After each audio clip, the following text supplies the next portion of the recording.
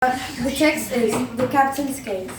The captain was poisoned, and this caused no one to be in command of the ship, and it sank on an island.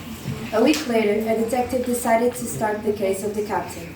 When the detective started the case, he began questioning editors who posted about the case. The detective said, "Now, tell me what you saw. We have a big mystery here."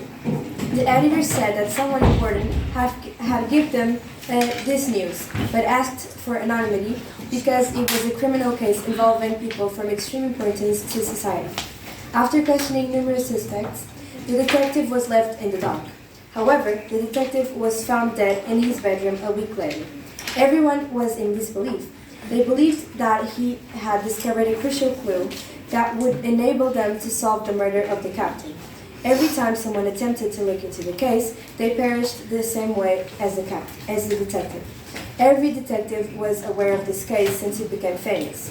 Now, there was no one brave enough to try and solve it. As a result, the murder of the captain is still an open investigation.